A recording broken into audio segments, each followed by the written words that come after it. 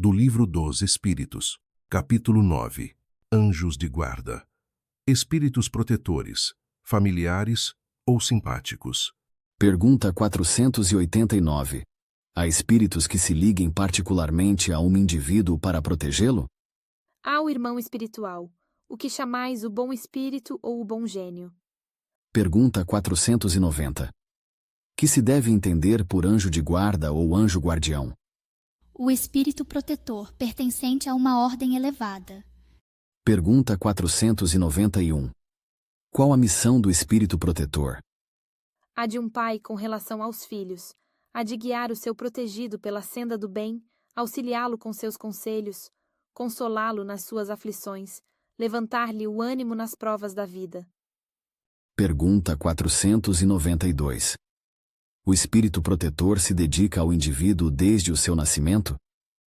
Desde o nascimento até a morte e muitas vezes o acompanha na vida espírita, depois da morte, e mesmo através de muitas existências corpóreas, que mais não são do que fases curtíssimas da vida do espírito. Pergunta 493. É voluntária ou obrigatória a missão do espírito protetor? O espírito fica obrigado a vos assistir, uma vez que aceitou esse encargo. Cabe-lhe, porém, o direito de escolher seres que lhe sejam simpáticos. Para alguns, é um prazer. Para outros, missão ou dever. Dedicando-se a uma pessoa, renuncia o espírito a proteger outros indivíduos? Não, mas protege-os menos exclusivamente. Pergunta 494. O espírito protetor fica fatalmente preso à criatura confiada à sua guarda?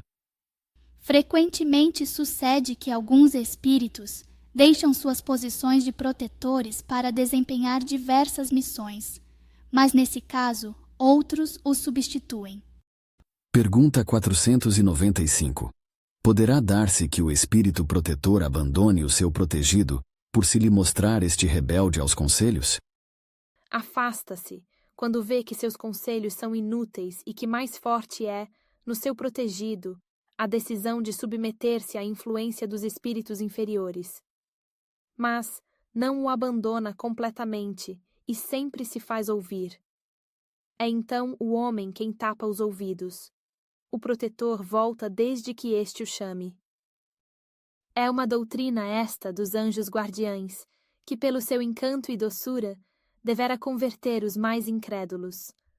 Não vos parece grandemente consoladora a ideia de terdes sempre junto de vós seres que vos são superiores, prontos sempre a vos aconselhar e amparar, a vos ajudar na ascensão da abrupta montanha do bem, mais sinceros e dedicados amigos do que todos os que mais intimamente se vos liguem na terra? Eles se acham ao vosso lado por ordem de Deus.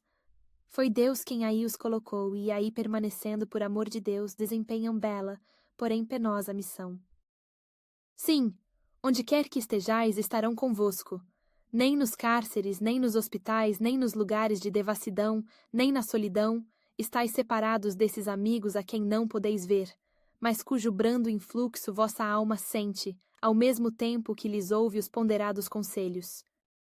Ah, se conhecesseis bem esta verdade, quanto vos ajudaria nos momentos de crise, quanto vos livraria dos maus espíritos.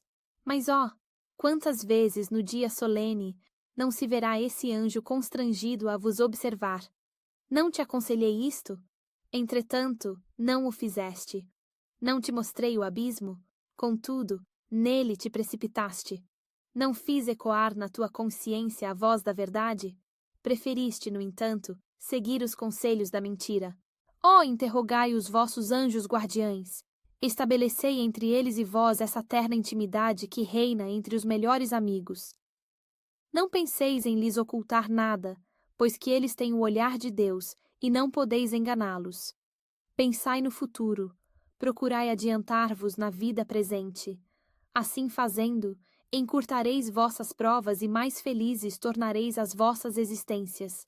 Vamos, homens, coragem! De uma vez por todas lançai para longe todos os preconceitos e ideias preconcebidas. Entrai na nova senda que diante dos passos se vos abre. Caminhai. Tendes guias, segui-os, que a meta não vos pode faltar, porquanto essa meta é o próprio Deus. Aos que considerem impossível que espíritos verdadeiramente elevados se consagrem à tarefa tão laboriosa e de todos os instantes, diremos que nós vos influenciamos as almas, estando embora muitos milhões de léguas distantes de vós.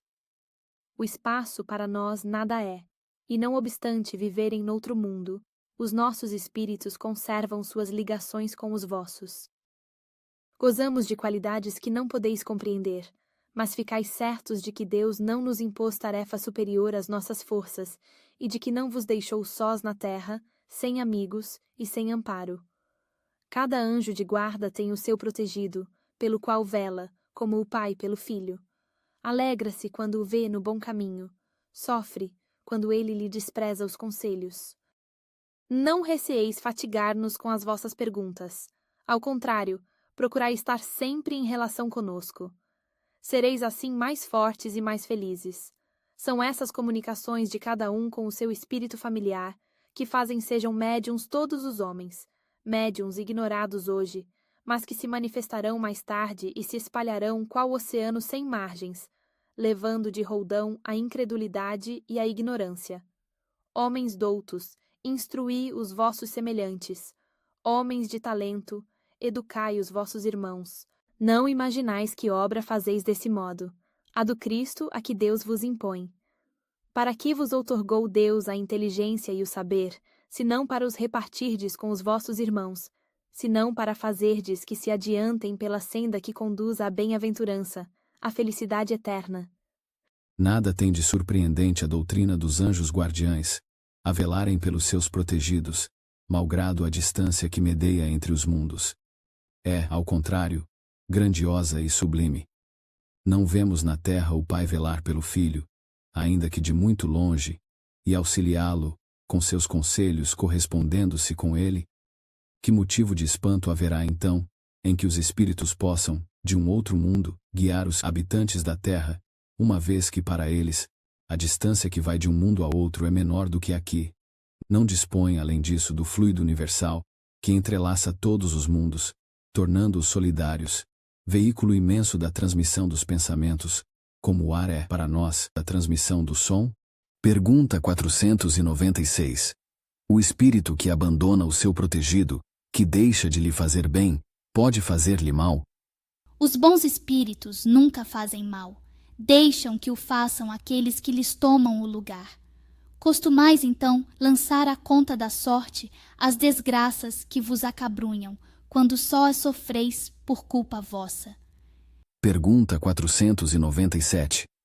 Pode um espírito protetor deixar o seu protegido à mercê de outro espírito que lhe queira fazer mal?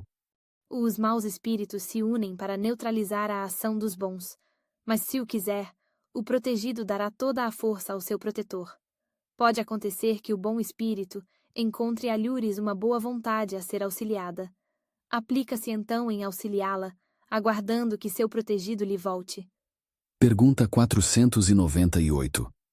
Será por não poder lutar contra espíritos malévolos que um espírito protetor deixa que seu protegido se transvie na vida? Não é porque não possa, mas porque não quer. E não quer, porque das provas sai o seu protegido mais instruído e perfeito. Assiste-o sempre com seus conselhos, dando-os por meio dos bons pensamentos que lhe inspira, porém que quase nunca são atendidos. A fraqueza, o descuido ou o orgulho do homem são exclusivamente o que empresta força aos maus espíritos, cujo poder todo advém do fato de lhes não opordes resistência. Pergunta 499. O espírito protetor está constantemente com o seu protegido? Não haverá alguma circunstância em que, sem abandoná-lo, ele o perca de vista? Há circunstâncias em que não é necessário esteja o espírito protetor junto do seu protegido. Pergunta 500. Momentos haverá em que o espírito deixe de precisar, de então por diante, do seu protetor? Sim, quando ele atinge o ponto de poder guiar-se a si mesmo, como sucede ao estudante para o qual um momento chega em que não mais precisa de mestre. Isso, porém, não se dá na terra. Pergunta 501. Por que é oculta a ação dos espíritos sobre a nossa existência, e por que, quando nos protegem, não o fazem de modo ostensivo? Se vos fosse dado contar sempre com a ação deles, não obraríeis por vós mesmos e o vosso espírito não progrediria. Para que este possa adiantar-se, precisa de experiência, adquirindo-a frequentemente à sua custa. É necessário que exercite suas forças, sem o que seria como a criança a quem não consentem que ande sozinha. A ação dos espíritos que vos querem bem é sempre regulada de maneira que não vos tolha o livre-arbítrio, porquanto, se não tivesseis responsabilidade, não avançaríeis na senda que vos há de conduzir a Deus. Não vendo quem o ampara, o homem se confia às suas próprias forças. Sobre ele, entretanto, vela o seu guia, e de tempos a tempos lhe brada, advertindo-o do perigo. Pergunta 502. O espírito protetor, que consegue trazer ao bom caminho o seu protegido, lucra algum bem para si? Constitui isso um mérito que lhe é levado em conta, seja para seu progresso, seja para sua felicidade. Sente-se ditoso quando vê bem-sucedidos os seus esforços, o que representa para ele um triunfo, como triunfo é, para um preceptor, os bons êxitos do seu educando. É responsável pelo mau resultado de seus esforços? Não, pois que fez o que de si dependia. Pergunta 503. Sofre o espírito protetor quando vê que seu protegido segue mau caminho, não obstante os avisos que dele recebe? Não há aí uma causa de turbação da sua felicidade? Compungem-no os erros do seu protegido a quem lastima. Tal aflição, porém, não tem analogia com as angústias da paternidade terrena, porque ele sabe que há remédio para o mal, e que o que não se faz hoje, amanhã se fará. Pergunta 504. Poderemos sempre saber o nome do espírito nosso protetor, ou anjo de guarda? Como quereis saber nomes para vós inexistentes? Supondes que espíritos só há os que conheceis? Como então o podemos invocar, se o não conhecemos? Dai-lhe o nome que quiserdes, o de espírito superior que vos inspire simpatia ou veneração. O vosso protetor acudirá ao apelo que com esse nome lhe dirigirdes, visto que todos os bons espíritos são irmãos e se assistem mutuamente. Pergunta 505. Os protetores que dão nomes conhecidos sempre são realmente os espíritos das personalidades que tiveram esses nomes? Não. Muitas vezes, os que os dão são espíritos simpáticos aos que de tais nomes usaram na terra, e amando destes, respondem ao vosso chamamento. Fazeis questão de nomes, eles tomam um que vos inspire confiança. Quando não podeis desempenhar pessoalmente determinada missão, não costumais mandar que outro, por quem respondeis como por vós mesmos, obre em vosso nome.